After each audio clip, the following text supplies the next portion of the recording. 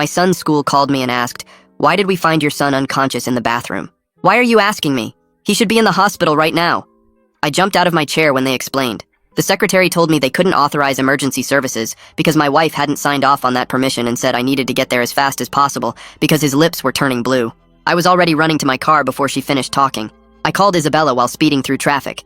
She picked up on the third ring, sounding way too calm for someone whose child was unconscious at school. When I asked why she didn't authorize emergency services, she gave me an answer that made my blood freeze. Because I don't trust the medicine. That's the same reason I didn't vaccinate him.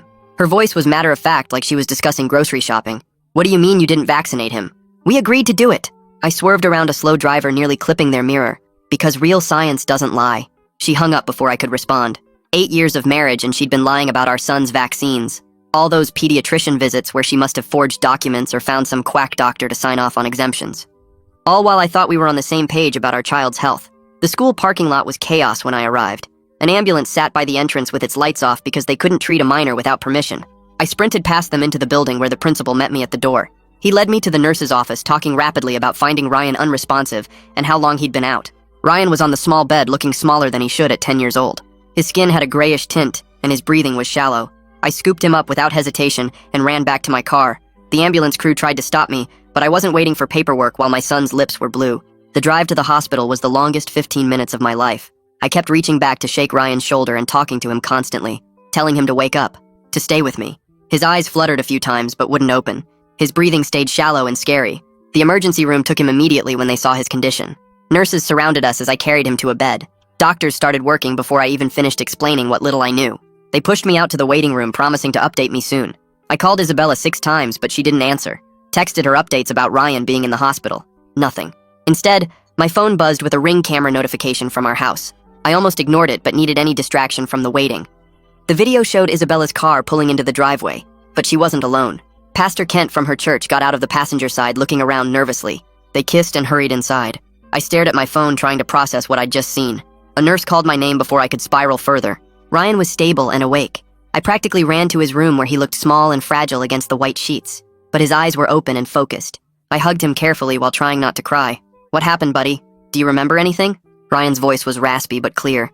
"My teacher. She gave me too much galaxy gas. She said it's because it'll make me smarter." I sat there staring at Ryan while my brain tried to make sense of what he just told me. The nurse walked in right then and started checking the monitor showing his oxygen levels. She wrote numbers on a chart while I pulled out my phone and sent a quick text to my attorney friend asking if she could call me about something urgent. Ryan's eyes kept closing like he wanted to sleep, but I needed to know more about what happened. The emergency room doctor came in holding a clipboard and looking serious. He explained that Ryan's blood work showed clear signs of nitrous oxide in his system. That's what some people call galaxy gas, and it can cause the exact symptoms Ryan had at the school. He ordered more tests right away to check if there was any damage to Ryan's organs or brain. The thought of my son having brain damage from something his teacher did made me sick. I stepped into the hallway and called the school principal on his cell phone. He answered on the second ring, and I told him exactly what Ryan said about Ms. Wellington giving him gas to make him smarter. His voice went from confused to shocked in about 2 seconds. He promised to start investigating immediately and said he'd put Ms. Wellington on leave until they figured out what happened. I went back to Ryan's room just as Isabella finally showed up. Pastor Kent was right beside her, which made my blood boil, but I kept my mouth shut for Ryan's sake. Isabella started going off about how hospitals pump kids full of dangerous chemicals, and we should take Ryan home for natural healing. The doctor cut her off fast with actual facts about nitrous oxide poisoning and how Ryan could have died without proper treatment. She tried to argue, but the doctor wasn't having it, and kept explaining the medical reality of what happened. My attorney friend Sarah walked in right then, and I'd never been happier to see her. I pulled up the Ring camera footage on my phone showing Isabella and Pastor Kent kissing in our driveway. Sarah looked at it and nodded while Isabella's face went white. She said the affair would definitely help with custody, but we needed to focus on Ryan's immediate safety first. About an hour later, a detective showed up with a woman who specialized in interviewing kids. They sat with Ryan and asked him gentle questions about what happened at the school. Ryan told them Ms. Wellington had something she called brain boost time, where kids breathed from balloons. He said it made him feel funny and dizzy, and that other kids felt the same way. The detective took notes while the specialist made sure Ryan felt safe talking about it. My phone rang, and it was the principal calling back already. He said they searched Miss Wellington's classroom and found multiple nitrous oxide canisters in her desk drawer. She apparently ordered them online, thinking they were some kind of safe way to help kids focus better. The principal sounded disgusted and said the police were on their way to pick her up. A woman from Child Protective Services arrived next and introduced herself as Mrs. Garcia. She needed to assess the situation since Isabella had refused emergency medical care for Ryan. She took out a notebook and started asking about the vaccine situation and why Isabella didn't let the ambulance help. Isabella got defensive and started talking about government conspiracies, but Mrs. Garcia just kept writing. After about 20 minutes of questions, Isabella tried to leave with Pastor Kent. Mrs. Garcia told her she needed to stay for more questioning, since this was a serious medical neglect case. Pastor Kent mumbled something about having a church meeting and basically ran out of the room. Isabella stood there looking abandoned while I tried not to smile. Sarah had been on her laptop the whole time working on paperwork. She showed me the emergency custody filing she was preparing based on Isabella's medical neglect and the affair evidence. The forms talked about immediate danger to the child and the need for temporary sole custody. Sarah said between Isabella lying about vaccines and refusing emergency care, we had a strong case. She filed everything electronically right there from the hospital room. The judge would review it within 24 hours, according to Sarah. Ryan had fallen asleep by then and looked so small in that big hospital bed. I sat in the chair next to him, holding his hand and watching him breathe. Every few minutes, I'd check to make sure his chest was moving normally. Isabella sat in the corner texting on her phone and wouldn't look at me. Mrs. Garcia came back with more forms and said she was opening an official investigation. She explained that Isabella would need to complete parenting classes and follow all medical recommendations if she wanted to keep any custody rights. Isabella started crying but signed the papers anyway. The detective returned and said they'd arrested Miss Wellington at her apartment. She admitted to giving kids nitrous oxide for the past 2 months because she read about it on some wellness blog. Other parents were already calling the school demanding answers about their kids. The whole thing was turning into a huge mess for the school district. Sarah said we'd probably get a settlement offer pretty quick to avoid a lawsuit. But right now, all I cared about was Ryan waking up okay and keeping him safe from people who were supposed to protect him. The detective called me back while I was sitting with Ryan and said he needed to interview other families right away. Within 2 hours, he'd talked to 4 different parents whose kids were in Ms. Wellington's class, and 3 of them reported their children feeling sick or dizzy after something called brain boost time. One mom said her daughter threw up twice last week after school, but they thought it was just a stomach bug. Another dad said his son complained about headaches and feeling weird, but the teacher told him it was normal when kids were learning hard. The parents were texting each other like crazy, and everyone was mad as hell that this had been going on for months. The detective took statements from all of them and said this was turning into a much bigger case than just Ryan. A nurse came in with Ryan's blood test results, and the doctor followed right behind her looking serious. He showed me the papers and pointed to numbers that meant nothing to me until he explained that Ryan had vitamin deficiencies that only happen when kids haven't been vaccinated properly. His vitamin K levels were low, and he was missing antibodies for basic diseases like measles and mumps. The doctor said we'd need to start a catch-up vaccination schedule once Ryan was stable enough, but it would take months to get him fully protected. Isabella walked into the waiting room just as Sarah handed her the emergency custody papers. She looked confused at first, then started reading and her face went pale. She started crying and pulled out her phone to call people from her church, but I watched her face fall as call after call went unanswered. Sarah explained to her that the judge had already approved temporary sole custody for me based on medical neglect and the affair evidence. Isabella kept saying this wasn't fair and that she was just trying to protect Ryan from poison, but Sarah wasn't interested in arguing. The detective called me around dinner time to tell me they'd arrested Ms. Wellington at her apartment. She didn't resist and actually seemed confused about why she was arrested. The news spread through the parent group chat within minutes, and my phone wouldn't stop buzzing with messages asking how this could have happened and whether their kids were okay. Parents were sharing stories about weird things their kids had said about Miss Wellington's class that suddenly made sense. A woman from the hospital knocked on Ryan's door and introduced herself as the social worker. She sat down with me and explained that kids who go through medical trauma often need special help to process what happened. She handed me a folder full of papers about child therapists who work with kids who've been through scary medical stuff and trust issues with adults. She said Ryan might have nightmares or get scared of teachers or doctors for a while, and that was normal. She gave me her card and said to call if Ryan started showing signs of anxiety or if he seemed different from before. The next morning, I was getting coffee in the hospital cafeteria when I saw Isabella's parents walk through the main doors. They looked tired from driving all night from 3 states away. I met them in the lobby and told them everything about the vaccines and showed them the ring camera video of Isabella with Pastor Kent. Her mom's face went from shocked to angry in about 2 seconds. She said she'd been worried about Isabella's conspiracy theories for years, but never thought it would go this far. Her dad just kept shaking his head and asking how Isabella could lie about their grandson's health. They went up to see Ryan, and Isabella's mom hugged me and said she was on my side with this whole mess. When I got back to Ryan's room, he was sitting up, and the nurse was bringing him a tray of scrambled eggs and toast. He ate slowly, but kept everything down, which made everyone happy. After he finished eating, he looked at me with scared eyes and asked if he had to go back to Miss Wellington's class. I promised him he'd never have to see her again, and that he'd have a new teacher when he went back to the school. He relaxed a little, but still seemed worried about going back at all. My phone started blowing up with messages from parents who were organizing a petition for better oversight of what teachers could bring into classrooms. They'd already gotten over 50 signatures in an hour and were planning to present it at an emergency school board meeting. Everyone wanted new rules about teachers using any substances or devices with kids without parent permission. The group chat turned into a planning session for who would speak at the meeting and what demands to make. I was reading through the messages when a woman I didn't recognize walked into the hospital asking for Isabella at the nurse's station. The nurse pointed toward our hallway, and the woman started walking straight toward us. Isabella saw her coming, and her face went white before she literally ran into the bathroom and locked the door. The woman introduced herself as Pastor Kent's wife and asked if I knew where her husband was. I pulled up the Ring video on my phone and showed it to her while explaining what I'd seen. She watched it twice, then thanked me for being honest, and left without another word. Isabella stayed in that bathroom for 20 minutes until she was sure the woman was gone.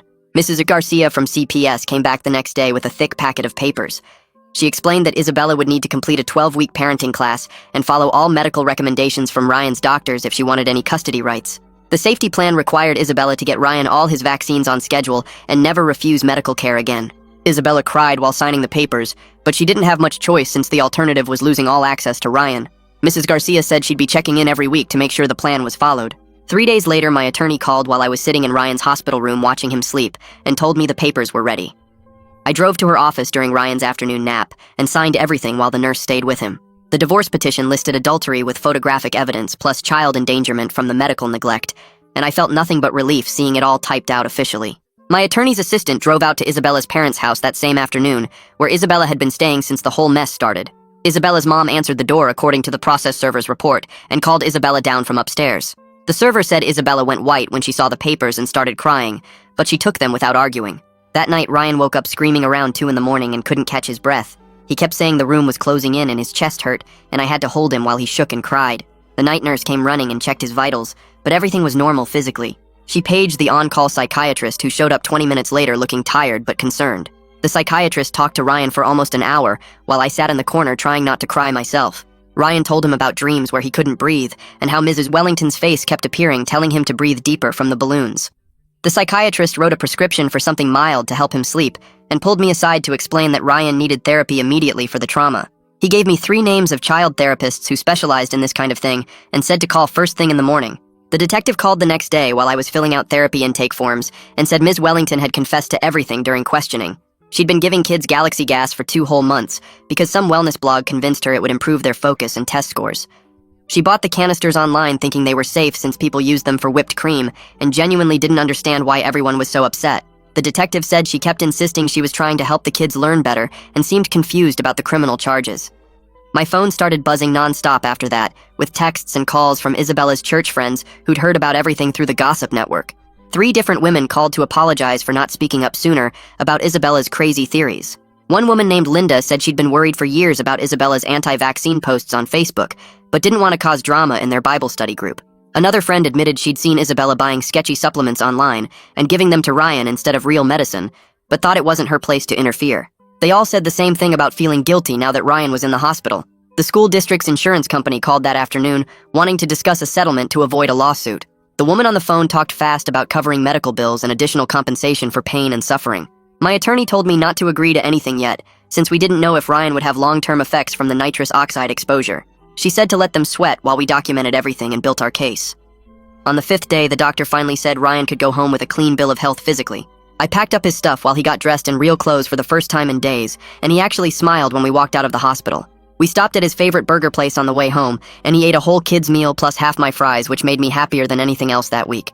He talked about missing his video games and wanting to see his friends, and seemed almost like his normal self for the first time since everything happened. When we got home, I started putting Ryan's hospital bag away and decided to check Isabella's home office for any medical records I might need for court.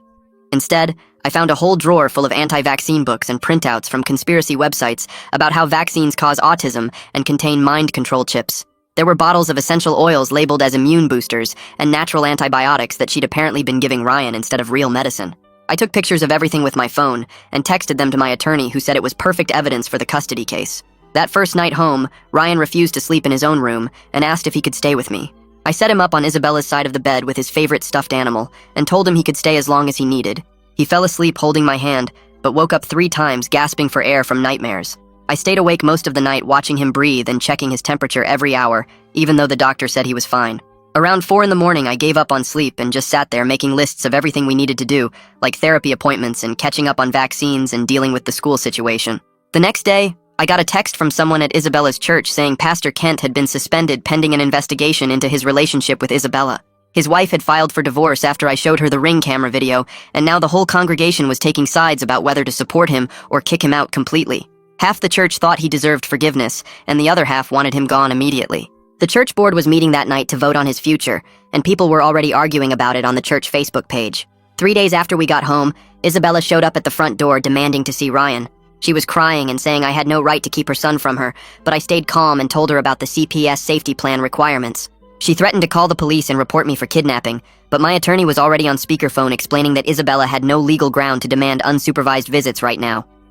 Isabella stood on the porch screaming about her rights as a mother, while Ryan hid upstairs in his room with the door locked, and I just kept repeating what the safety plan required until she finally left. 3 days later, I took Ryan to his first therapy appointment at a place that looked more like a playroom than a doctor's office. The therapist had shelves full of toys and games, and told Ryan he could play with whatever he wanted while they talked. Ryan picked up some action figures and started making them fight each other, while the therapist sat on the floor nearby asking casual questions about school and home. For the first 20 minutes, Ryan barely answered, but then started talking about feeling scared when he couldn't breathe, and how Ms. Wellington told him the gas would make him smarter. The therapist took notes while Ryan acted out scenes with the toys showing how kids in his class would take turns breathing from the balloons. By the end of the hour, Ryan had opened up about nightmares where he couldn't wake up and feeling confused about why his mom didn't want doctors to help him. The therapist scheduled us for twice a week and gave me handouts about trauma symptoms to watch for at home. That same afternoon, my attorney called with news that the prosecutor had filed charges against Ms. Wellington for 15 counts of child endangerment, since that's how many kids were in her class. Each count carried up to a year in jail, which meant she could face 15 years if convicted on everything. The arraignment was set for the next morning, and my attorney said parents were already planning to pack the courthouse. I arranged for Ryan to stay with my parents and drove to the courthouse early, but the parking lot was already full of angry parents holding signs. Inside the courtroom, Ms. Wellington looked small and confused as the judge read the charges while her public defender whispered in her ear. She pleaded not guilty, and the judge set bail at $50,000, which her elderly parents posted using their house as collateral.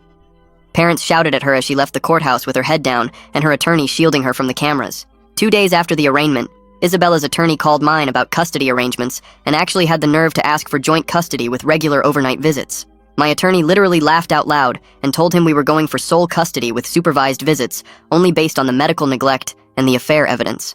Isabella's attorney tried arguing that she was still the mother and deserved equal rights, but my attorney shut him down with facts about the CPS safety plan and the vaccination lies. They went back and forth for 20 minutes before Isabella's attorney said they'd see us in court and hung up frustrated. The following Monday was Ryan's first day back at the school, but in a different classroom with a substitute teacher since Mrs. Wellington was suspended. I walked him to his new classroom where the substitute greeted him warmly and showed him to a desk by the window. The principal promised to check on Ryan twice a day and text me updates, which helped ease my worry about leaving him there.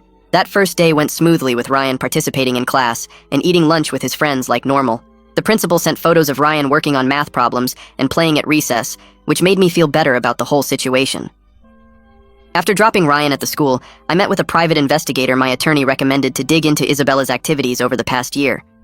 He took copies of all the anti-vaccine materials I'd found and said he'd check social media groups and local meeting records. Within a week, he had screenshots of Isabella posting in 3 different anti-vaccine Facebook groups dating back 2 years. He found records of her attending monthly meetings at a natural health store where speakers promoted conspiracy theories about government mind control through vaccines. There were receipts for thousands of dollars spent on supplements and essential oils from various MLM schemes. He even found evidence she'd been taking Ryan to a naturopath who wasn't licensed to practice medicine and had been shut down in 2 other states. The investigator compiled everything into a thick folder that my attorney said would guarantee us sole custody. 3 weeks after the initial emergency order, we went back to family court for the review hearing. Isabella showed up with her attorney and her parents, who sat behind her looking disappointed. The judge reviewed all the evidence, including the private investigator's findings and the CPS reports about the vaccination fraud. Isabella started crying when the judge extended the emergency custody order for 90 days and ordered her to complete parenting classes. Her attorney tried to argue for unsupervised visits, but the judge shut him down, saying Isabella had shown dangerous judgment regarding their child's health. Isabella sobbed loudly as the judge explained she'd need to demonstrate significant changes before getting any unsupervised time with Ryan. Her parents let her out of the courtroom while she kept repeating that she was a good mother who just wanted to protect her son. During our second week of therapy sessions, the therapist told me Ryan was showing clear signs of PTSD from the Galaxy gas incident and the family upheaval. She taught us breathing exercises to do together when Ryan felt panicked, which involved counting breaths and imagining safe places. We practiced every night before bed with Ryan putting his hand on his chest to feel his breathing slow down. The exercises helped when he woke up from nightmares gasping for air, and I could coach him through the breathing until he calmed down. The therapist said Ryan was responding well to treatment, but would need continued support as we navigated the custody changes and legal proceedings. Meanwhile, Ms. Wellington's attorney filed motions arguing she had good intentions and was trying to help her students learn better. He submitted character references from former colleagues and parents whose kids she'd taught in previous years. The prosecutor responded with medical reports from the hospital showing dangerous levels of nitrous oxide in the affected children's blood. She included testimony from medical experts about the risk of brain damage and death from recreational nitrous oxide use. The judge denied the motion to dismiss charges and set a trial date for 3 months out. 6 weeks after everything started, Isabella had her first supervised visit with Ryan at a court-approved facility downtown. Ryan clung to my leg in the parking lot saying he didn't want to go, but I explained the judge said he had to visit for 1 hour. A social worker met us in the lobby and assured Ryan she'd stay with him the whole time. Isabella was already in the visitation room looking nervous and trying to smile. Ryan slowly walked in and sat across from her at a small table, while the social worker sat in the corner taking notes. Through the window, I watched Isabella show Ryan some toys she'd brought and try to engage him in conversation. Ryan answered her questions but kept looking at the clock and didn't smile much during the visit. After exactly 1 hour, the social worker brought Ryan back out, and he immediately hugged me tight. Isabella watched through the window crying as we left, and Ryan didn't look back once. The school district held an emergency board meeting the next week to address parent concerns about classroom safety. They announced new policies requiring approval for any substances or devices used in classrooms beyond standard school supplies. Teachers complained about the red tape and extra paperwork, but parents strongly supported the changes. The principal sent out forms for parents to review and sign listing everything teachers planned to use that year. Some teachers grumbled about not being trusted, but most understood why parents were worried after what happened with Miss Wellington. My attorney called me the next morning while I was making Ryan breakfast and said she was heading to the courthouse to file all the evidence we'd gathered. She had the Ring camera footage saved on 3 different USB drives, plus printed screenshots showing the timestamps when Isabella and Pastor Kent went into our house together. The neighbors had given written statements about seeing his car parked in our driveway multiple times when I was at work. She also had copies of Isabella's social media posts from the anti-vaccine groups and receipts for all the fake supplements she'd been buying instead of real medicine for Ryan. The clerk at the courthouse took one look at the stack of evidence and fast-tracked our divorce case for the next available slot. 2 days later, we had to go back to the hospital for Ryan's first round of catch-up vaccines since we discovered he hadn't gotten any of his shots. I was nervous about how he'd handle it, but the nurse was amazing and explained everything in simple terms he could understand. She let him pick which arm for the first shot and counted down from 3 so he knew exactly when it would happen. Ryan squeezed my hand tight, but only flinched a little when the needle went in. After 3 shots, the nurse put superhero stickers on each spot, and Ryan spent the rest of the day showing everyone we met his Batman and Spider-Man stickers. Isabella's mother called me that evening crying and apologizing for not seeing how bad things had gotten with her daughter.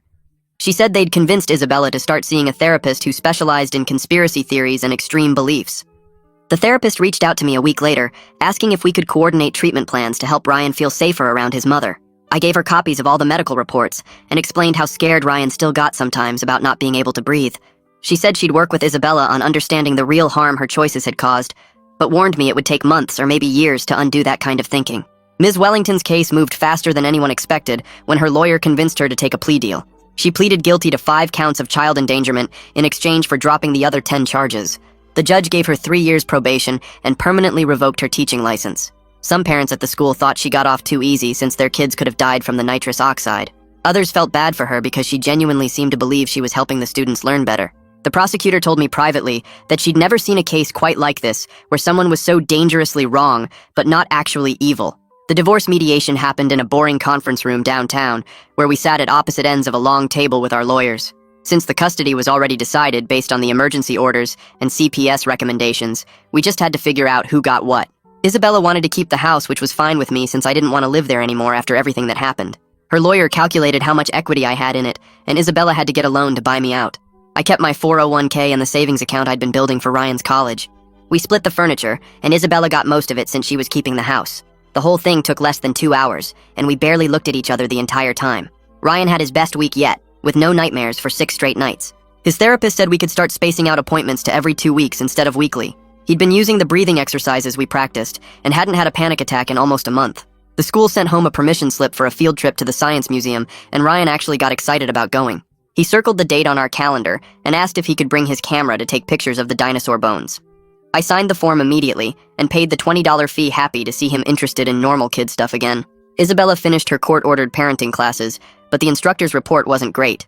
She'd attended every session and participated in discussions, but kept making comments about natural immunity and the dangers of modern medicine. The instructor noted that Isabella seemed resistant to changing her core beliefs, even when presented with scientific evidence. The judge read the report at our next hearing and ordered another 90 days of supervised visits only. Isabella's lawyer tried to argue for some unsupervised time, but the judge said protecting Ryan was more important than Isabella's feelings. I found a townhouse for rent about 10 minutes from Ryan's school and 5 minutes from my office. It had 3 bedrooms, so Ryan could have his own space plus a guest room for when my parents visited. The landlord was understanding about our situation and let us move in without a huge deposit. Ryan picked out paint colors for his room, choosing bright blue for the walls, and helped me tape off the edges before we painted. We spent a whole Saturday working together, and by evening his room looked completely different. He arranged his toys on the new shelves I'd bought and hung up posters of his favorite superhero movies. That night, he said his new room felt safer than the old one. My phone rang one afternoon showing a number I didn't recognize, but I answered anyway, thinking it might be something about the legal cases. Pastor Kent's voice came through, asking if we could talk and saying he wanted to apologize. I hung up immediately and blocked his number without letting him finish. 2 days later, I got a card in the mail from his wife thanking me for exposing the affair. She wrote that she'd suspected something for months but needed proof to finally leave him. She was starting over in a different state with her kids and said finding out the truth was the best thing that could have happened, even though it hurt. The school district's insurance company finally sent their settlement offer for Ryan's medical bills and trauma. They covered all the hospital costs plus $15,000 for pain and suffering. My attorney said we could probably get more if we went to trial, but that would mean putting Ryan through depositions and maybe having to testify. I decided to take the settlement and put $12,000 straight into Ryan's college fund. The other $3,000 went toward the security deposit and first month's rent on our new place. The supervised visits started happening twice a week at the family center on Oak Street, where a social worker sat in the corner taking notes while Isabella played board games with Ryan.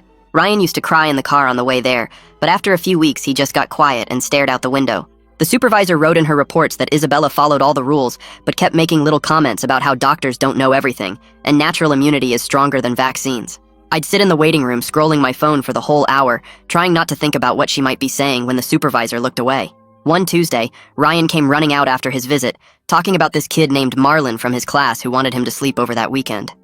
My first thought was, no way, because what if something happened and I wasn't there? But Ryan's therapist said letting him have normal kid experiences was important for getting past everything. I called Marlon's mom and explained our situation without going into too much detail, and she was really understanding about keeping an eye on them. Ryan packed his overnight bag 3 days early and checked it every night to make sure he had everything. The night of the sleepover, I dropped him off and sat in my car outside for 10 minutes before making myself drive home. He called me at 9 to say goodnight and sounded happier than I'd heard him in months, talking about the pizza they made and the video games they were playing. 6 months after everything started, the final divorce papers were ready to sign at the courthouse downtown. Isabella didn't show up, and her lawyer just stood there signing everything she'd already agreed to while the judge stamped the documents. The whole thing took 20 minutes, and I walked out legally single holding a folder with papers that ended 8 years of marriage. I went straight to Ryan's school to pick him up early and took him for ice cream even though it was only 11 in the morning. We didn't talk about the divorce, but he held my hand walking back to the car, which he hadn't done in years. Ryan's next checkup at the pediatrician went perfectly with all his blood work coming back normal and no signs of any lasting damage from the galaxy gas. The doctor showed me his updated vaccination record with every shot properly documented and filed with the state database. Ryan didn't even flinch when they drew blood, and the nurse gave him 2 stickers for being so brave. I kept copies of everything in a folder at home and scanned them to 3 different cloud services, just in case Isabella ever tried to claim I wasn't taking care of his health. My friend from work mentioned she'd seen Isabella at the grocery store with some guy from her church, and they were holding hands by the frozen foods. Instead of feeling angry or jealous, I just felt relieved that maybe she'd focus on her new relationship instead of fighting me about Ryan. A week later, another friend said they were officially dating and posting Bible verses on social media together. The news about Miss Wellington's sentencing came through the parent group text while I was making dinner. 3 years probation and 200 hours of community service, plus she had to go speak at schools about why giving kids nitrous oxide was dangerous. Some parents wanted her in jail, but the judge said she'd shown real remorse and had mental health issues that contributed to her bad choices. Ryan asked what happened to her when he saw me reading my phone, and I just told him she wouldn't be teaching anymore, and left it at that. The next morning, Ryan watched kids playing soccer at recess and asked if he could join the team that practiced after school on Wednesdays. I signed him up online before he could change his mind and bought him cleats and shin guards that afternoon. The first practice was rough, with Ryan tripping over the ball and getting winded after 5 minutes, but he laughed the whole time. Watching him run around with other kids acting like a normal 10-year-old made my chest feel lighter than it had in months. By the 3rd practice, he'd made 2 friends, and they were planning to sit together at lunch. Isabella's lawyer called my lawyer about a special request for Ryan's 11th birthday coming up in 3 weeks. She wanted one unsupervised afternoon with him to take him to lunch and give him presents. My first instinct was absolutely not, but Ryan's therapist thought it might be good to start building trust if Isabella could prove she'd follow the rules. The CPS worker visited Isabella's apartment to check it was safe and interviewed her about her plans for the visit. After 2 weeks of discussions, the judge approved 4 hours unsupervised, but Isabella had to stay in town and couldn't take him to any medical appointments or religious events. The morning of the birthday visit, I drove Ryan to the meeting spot at the library and watched Isabella's car pull up right on time. Ryan hugged me and walked over to her car without crying or hesitating, which felt like progress even though my stomach was in knots. I spent the whole 4 hours at home checking my phone every 10 minutes and jumping every time a car drove by. Ryan came back with a huge smile carrying a gift bag and talking about the arcade they went to and the burger place for lunch. He pulled out a new video game and a $100 bill, which seemed like a lot, but I didn't say anything since he was so happy. That night at bedtime, he mentioned Isabella had promised to follow all the doctor rules from now on and even said she was sorry for lying about the vaccines. At Ryan's therapy group for single parents, I kept talking to this nurse named Sarah, who had a daughter the same age going through her own stuff with her ex-husband. We started getting coffee after the meetings, and she understood why I checked my phone constantly and didn't judge me for being overprotective. Ryan met her when she came to pick me up one day because my car was in the shop, and they talked about Minecraft for 20 minutes. She didn't try to be his friend or act like she was special, just treated him like a normal kid, which was exactly what we both needed. A year passed, and Ryan's nightmares stopped happening every night, and his therapist moved our appointments from weekly to monthly because he was doing so much better. I picked him up from the school on report card day, and he waved the paper at me through the car window before even getting in, and every single grade was an A, including the math class he'd struggled with at the beginning of the year. Isabella showed up for her supervised visit that Saturday right on time, like she'd been doing for months, and the supervisor noted in her report that Isabella followed all the rules and didn't bring up any medical conspiracy stuff around Ryan. The visits had gotten longer too, starting at 1 hour then 2, and now she got 4 hours every Saturday afternoon at the community center where they played board games and did art projects together. I watched from the observation room sometimes and saw Isabella teaching Ryan to paint watercolors, and they actually laughed together, which made my chest feel less tight than it had in forever. The supervisor told me Isabella had earned enough trust points to request unsupervised visits soon, but the final decision would come from the judge after reviewing everything. My lawyer said Isabella's consistency was helping her case, but we still had final say on medical decisions, which was all I really cared about. Ryan came home from those visits talking about the cookies Isabella brought or the model airplane they built, but never mentioned feeling scared or confused like he used to. Pastor Kent's moving truck showed up on our old street, according to my neighbor who texted me photos of him loading boxes with some woman who turned out to be his ex-wife helping him clear out. The church newsletter that still got mailed to my apartment announced he'd taken a position 3 states away at a smaller congregation after membership at our local church dropped from 300 to barely 150. Isabella mentioned during a custody exchange that she'd found a new church closer to her apartment where the pastor was a woman who understood single moms better and didn't judge her situation. Ryan asked if he could enter the school science fair with a project about breathing and how lungs work, which seemed like his way of processing everything that happened.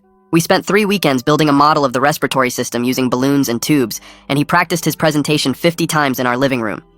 The night before the fair, he couldn't sleep from excitement, not fear, and kept adding facts to his poster board about oxygen levels and what happens when people don't get enough air. The judges gave him 2nd place overall and 1st place in the life sciences category, and he carried that blue ribbon everywhere for weeks. Standing in the gym watching him explain his project to other parents felt like the first normal parent moment I'd had since everything exploded.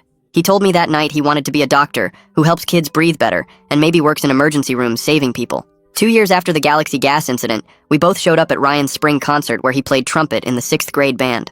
Isabella sat 3 rows behind me with her parents who'd moved to town to be closer to their grandson, and we all clapped when Ryan's solo part came up. After the concert, we stood in the hallway making small talk about Ryan's schedule and summer plans without any lawyers or supervisors watching us. Ryan hugged both of us separately, then ran off with his friends to get snacks from the cafeteria, like any other 12-year-old kid would do. Isabella and I managed to discuss his orthodontist appointment and soccer tryouts without arguing, which the old US never could have done. Ryan had joined the track team and the basketball team on top of soccer and spent most afternoons at practice or hanging out with his group of 5 best friends. His therapist called me after our last session saying Ryan didn't need regular appointments anymore because he'd worked through his trauma remarkably well and showed no signs of ongoing anxiety. The discharge paperwork said to call if anything changed, but she didn't expect to see us again, which felt like the biggest victory of all. Isabella sent me an email one random Tuesday with just 3 sentences saying she was sorry for lying about the vaccines and that she'd been wrong about medical care and that she understood why I'd fought so hard to protect Ryan. She wrote that it didn't fix the past, but she wanted me to know she'd changed her thinking after seeing how healthy Ryan was with proper medical care. Ryan found the email when he was using my laptop for homework and asked if I thought she really meant it, and I told him people can learn from mistakes, even big ones. Life settled into boring, wonderful routines of homework and sports practice and sleepovers and school projects and orthodontist appointments and parent-teacher conferences. Ryan grew 3 inches that year, and needed new clothes every few months and started caring about his hair and asked a girl to the spring dance. We both learned that protecting kids means making hard choices and fighting battles you never expected to fight, but seeing them happy and healthy makes every difficult moment worth it. Thanks for sticking with me through all my questions and wonderings. It's always so interesting exploring this stuff together. Until we meet again, take care. Subscribe for more content like this.